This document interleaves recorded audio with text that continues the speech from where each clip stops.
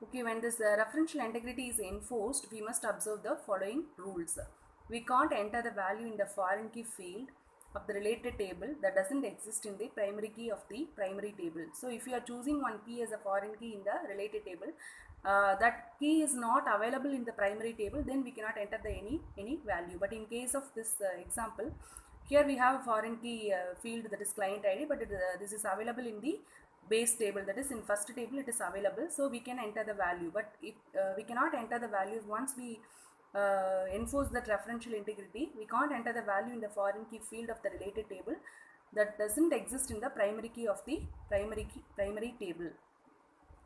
And however, we can enter the null value in the foreign key specifying that the records are unrelated. But if the same key, that foreign key is available only in the related table and doesn't exist in the primary table, we can enter only the null values specifying that the records are unrelated. There is no relation or link between the base table and the secondary table, that is a related table.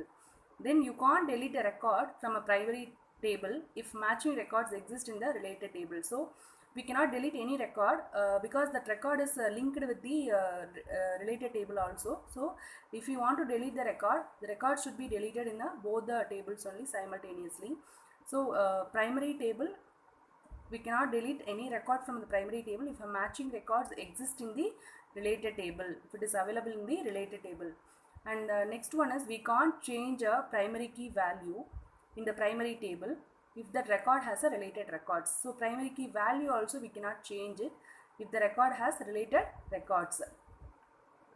And MySQL, it is a popular relational database management system software, and it is freely available open source RDBMS that uses the SQL concepts. It is freely available, so we can download it from the website www.mysql.org. In a MySQL database, information is stored in the form of tables. A single MySQL database can contain many tables. So one single database can have multiple tables at once, and thousands of individual records also can be maintained in the tables. MySQL is the fast one and reliable and scalable. We can extend to large amount of data or records. We can extend, add it to the MySQL database, alternative to many of the commercial RDBMS available today. And it refers to the combination of MySQL server instance and a MySQL database. It is a combination of MySQL server and a MySQL database. It operates using client server architecture. So you know what is meant by client server architecture or networking. Server runs on the machine containing the databases and the clients connect to the server over a network. So server normally will have the databases. So the database is going to be accessed via the network through the help of the client. So server listens for client requests coming over the network and access the database contents according to those requests and provide the information to the clients. So clients are those programs that connect to the database server and issue the queries in a pre-specified format. So there will be a syntax or one pre-specified format will be there. That format is going to be used by the client machine in order to issue the queries to the server, database server. So MySQL is compatible with the standards based SQL. So standards based SQL along with it is having a compatibility. There is a matching between the MySQL and the standard SQL. And SQL is a language that enables us to create and operate on relational databases. We can create the relational databases and we can work on the relational databases also, which are sets of related information stored in a tables. So what are the classification of SQL statements? There are three classifications we have here. That is data definition language commands, data manipulation language, and transaction control language, TCL commands. So data definition language commands, it performs the tasks like creating, altering, and dropping. So we can create the table and we can alter the table and we can drop the table, and other commands are also going to be used in the data definition language, that is granting, allowing permissions for accessing the files or accessing the records, that is granting permissions, and revoking privileges. Revoking means getting back that permissions, what and all permissions we have given, that is going to be revoked, get back from the user. That is only called revoking privileges and roles. And then maintenance commands. Some of the maintenance commands are also going to be used in this data definition language. And data manipulation language, commands and are selection, insertion, deletion, updation of the data stored in a database. Actually, the data definition language commands will work on the structure of the data, that is schema of the data. That means database schema or structure is going to be defined or described by this data definition language. Here, once we created the structure or schema for the database, we can insert the data, that is we can insert and we can select the data, we can delete the data, we can update the data which is stored in the database. Next commands are transaction control language commands, that is TCL commands. Transaction means what? It is a one complete unit of work involving many steps. So if you want to complete one task, we will have several steps to complete the task. Several sub-steps will be there in order to complete the entire transaction. So transaction means one complete unit of work involving many steps. So making changes to the database and then undoing changes to the database and then creating save points and setting properties for the current transactions. So all these are commands of the transaction control language. And next one is MySQL data types. What are the data types are available in the MySQL? What is meant by data type? The type of data which we are going to use in the database only is known as data type, or means to identify the type of data and associates a fixed set of properties with the value. There will be a properties for every type of data, and we'll have the values also for the fixed set of properties. We'll have certain values. Next one is what is the difference between the character and the varchar data types? So character data type means it has fixed length, and varchar is having a variable length. That's why it's called varchar, variable character. And it is going to be defined or written like char of n. So n is indicating here the size. So character of 10 or character of 20, if you give 20 characters maximum we can store in this. So but it is having fixed length. Even if you are not specifying the size here, it can take the maximum size which is allotted for that character data type. And varchar, we can fix the user can fix the size of the character what we need to enter in the database or in a table. So if a value is shorter than this n, the blanks are going to be added. So below this, if the values are characters what you are going to enter, that group of words or group of characters, if it is less than that n, then the blanks are going to be added for the remaining places. And here if the value is shorter than this n, then no blanks are going to be added. So every memory location is reserved for that entire character only. So size remains n bytes only here. If you exceed the maximum length, then the error message will be displayed in the case of the variable character. These are the difference between the char and varchar. So these are some of the data types. Char already we discussed. Char and varchar we have discussed. Character data type, string from 0 to 255. Maximum length is 255 characters are allowed in the character. Even in varchar also 0 to 255 is allowed. And then tiny text 0 to 255.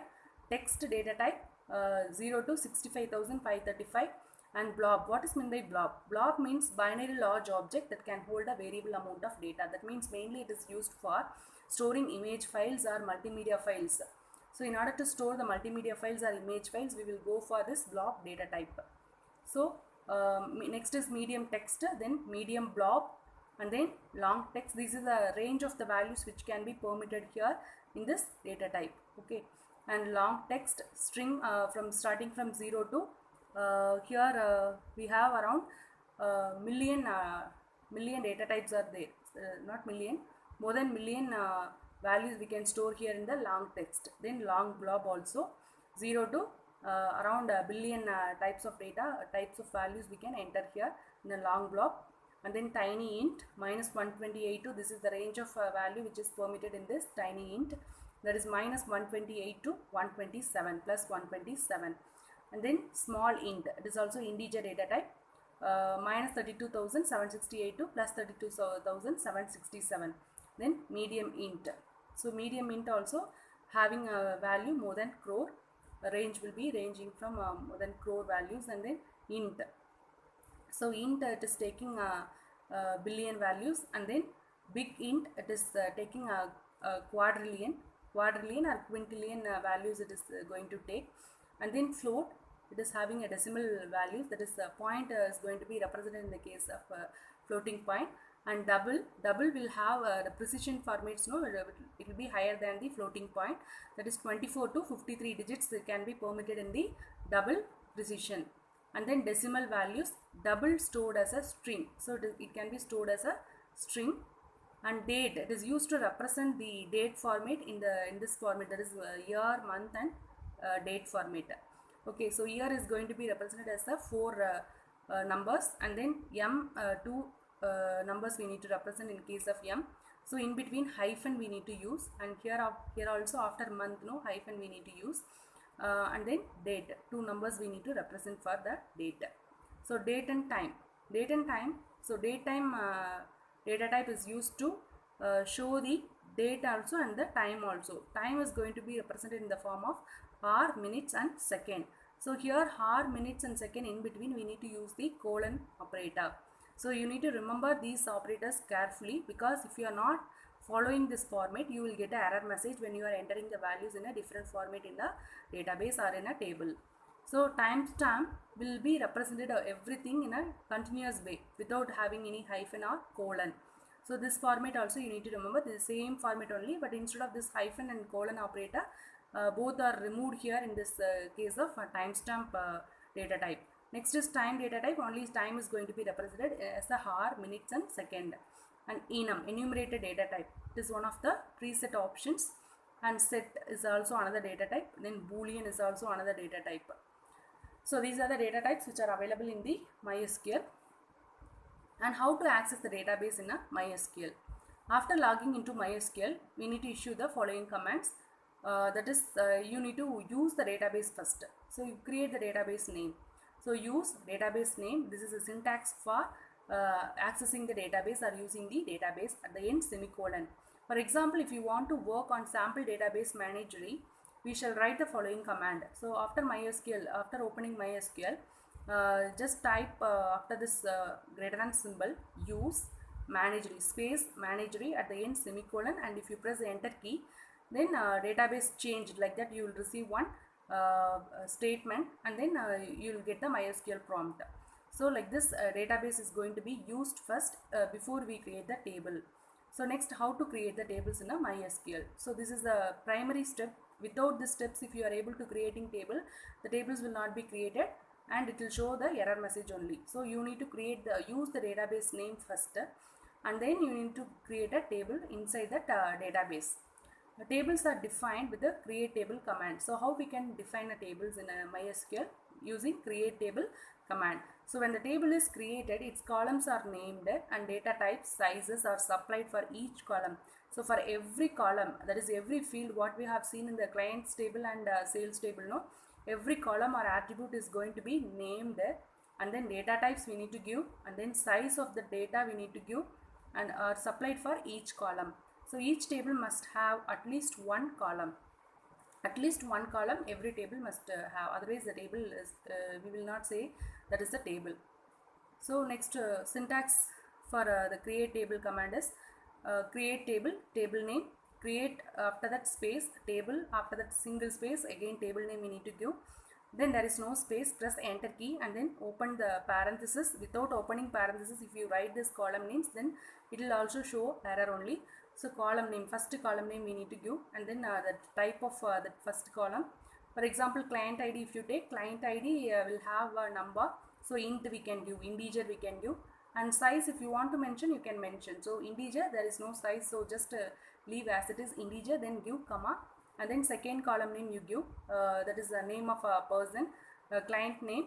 So client name, here we can give the data type as what, character data type. So character size, if you want to mention you can mention. If you want to mention the size, you can go for varchar. So varchar, and then here you can give in parenthesis, you can give the size like 20 or 10. So maximum 20 characters can be allowed if you enter the value for the size as 20 means, and then close the parenthesis at the end semicolon. So like that you can create a table, for any kind of table you can create here with the help of the data types and the sizes what we have studied in the previous table.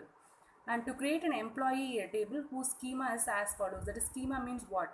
So the structure. So we need to have the following fields in order to create the table, that is employee table. So employee is the table name. Inside that employee table, we need to enter these columns. That is e-code, e-name, employee code, employee name, gender and grade and gross. These are the field names we need to enter for the table employee. So e-code, this belongs to integer, and e-name have the character data type, parenthesis inside 20 and comma. So every column name is going to be separated here with the help of the comma. Gender, character of 1. So either F or M you will type here. So it is requiring only one character, and grade, character of 2. So maximum 2 characters is allowed here in the grade, and comma. Then last column name you are entering, that is gross, decimal value. So floating point values will have the answer. So gross, decimal, and close the parenthesis at the end, semicolon you need to give if you want to create a table. So next is inserting data into a table. So how the data is going to be inserted into a table. Rows or tuples are added to the relations, that is table, using insert command. So this is the syntax for inserting the data into the table. Insert into table name, then column list, and values we need to enter. So values are called here keywords. Insert is a command, into is also keyword, then table name, and then list of columns. If you want to give, you can give, that is optional only. For example, to enter the row into employee table, so you need to insert into and employee, that is table name, and then column list. If you want, you can give in a parenthesis, and then values. So you need to specify, if you are not mentioning any column names in the order, you need to specify in which order you have created the table columns. No, in the same order. For e-code, first value you need to pass, and for e-name, second value you need to pass. If you are not mentioning these column names in the order here in the insert into employee after, if you are not mentioning that column names, you need to give the values in a correct order. So in the there should be a matching between the value and the column name what you have created, assigned in the created table command. So 100,001, and then employee name, and then gender, and then employee code, and then what? See grade. The first one is e-code, second one is employee name, third one is gender, fourth one is grade, and fifth one is gross. That is in decimal data type, at the end semicolon. So like this we can enter the value into the table, insert the values into the table. So the same can be done with an alternate command. So in an alternative way, like I said, e-code, e-name, gender, grade, cross, everything you can pass within the parenthesis, and you can pass the values in the order like a previous example. For example, if you want to insert only e-code and e-name and gender alone, gender columns alone, we can use the command like these three names alone you can pass, and then for these column names you can pass the values. So for remaining columns, how the values are going to be assigned? For remaining columns, the values are going to be assigned like a null value. So the columns that are not listed in the insert command will have their default value if it is defined for them. So default value, if it is assigned, it will take that value, otherwise it will have the null value. So if any other column that does not have a default value and it is defined as not null, so when we are creating a value, column names, here if you are assigning as not null, so if you are not passing value using this coding, that is insert into employee coding, if you are not inserting values for certain columns, and the default value also it is not assigned, and then if it is defined as, when it is defined using create table command, if it is defined as not null, okay, not null constraint, so it will be showing error message when it is skipped or when it is omitted, when you are not passing values here using this command insert into, then error message is going to be generated and the row is not going to be added. Even if you pass these values, the row is not going to be added if it is defined already as not null. If that column name, the remaining column names which is not passed with the values, it is defined as not null, error message will be generated and the row is not going to be added. So with this we will end up the today's class. In the next class we will see some more topics.